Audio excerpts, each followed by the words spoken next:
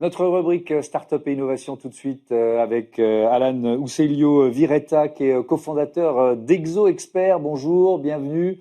Vous l'avez Bonjour. créé en 2021 avec Timothée Craig, Kaloyan Veselinov et Jingming Guan. Et avec quelle idée? C'était quoi le déclic?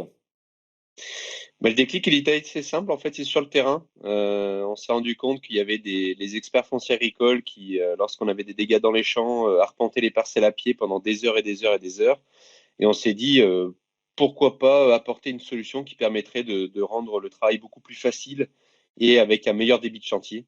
Et c'est là que l'idée d'ExoExpert est née, créer une solution de drone qui permet ensuite de cartographier les parcelles agricoles et de déterminer tout ce qui est dégâts, gibier, climatique.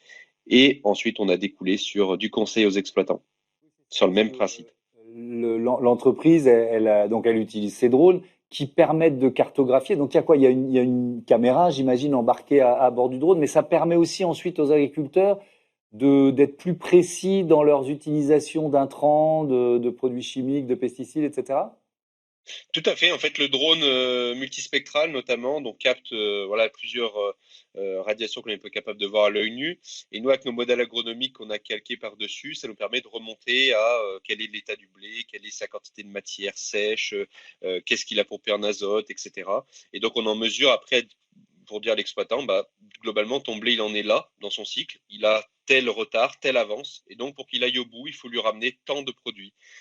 Et ça permet d'éviter d'avoir un raisonnement moyen à la parcelle, empirique, de dire bah, je mets plus ou moins la même dose tous les ans. Non, on s'adapte vraiment aux besoins de la plante cette année avec le retard qu'il a pris ou l'avance qu'il a pris pour maintenir la production de l'exploitant.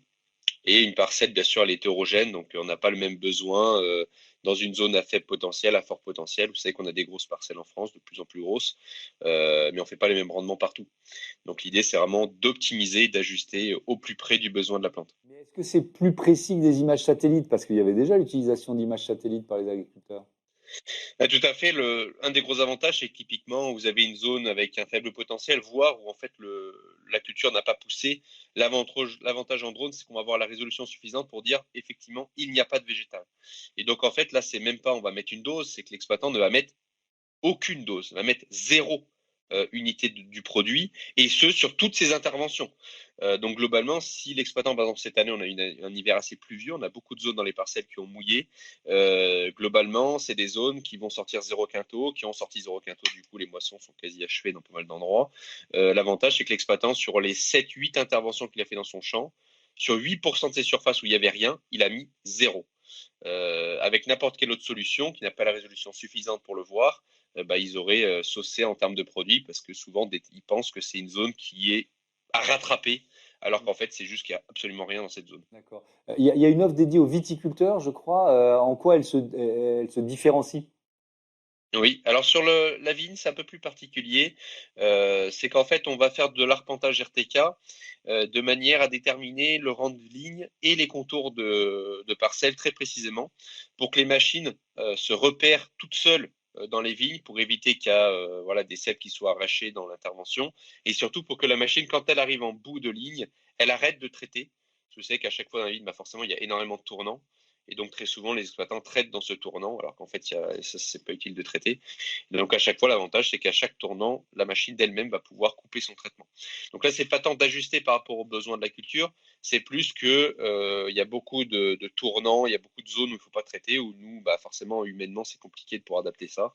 Là, grâce à nos cartographies, la machine va s'adapter toute seule, s'aligner comme il faut sur les rangs, arrêter de traiter quand elle a fini un rang, lorsqu'elle tourne et qu'elle se remet droite pour rentrer dans le champ. On voit bien l'avantage en termes écologiques avec moins d'intrants utilisés, mais en termes financiers, le retour sur investissement pour un exploitant, c'est quoi? C'est ça le gros avantage, c'est globalement en moyenne un exploitant il va sortir 30-40 euros de gain hectare. Après ça dépend de où il part, il y a des exploitants qui partent de plus ou moins loin en termes de raisonnement. Donc ceux forcément qui mettaient la même dose tous les ans, qui réfléchissent pas trop à la manière de fertiliser, qui d'un coup se mettent à faire du drone et à moduler et optimiser tout, les gars ils peuvent faire 100 balles 100 euros d'hectare de gain.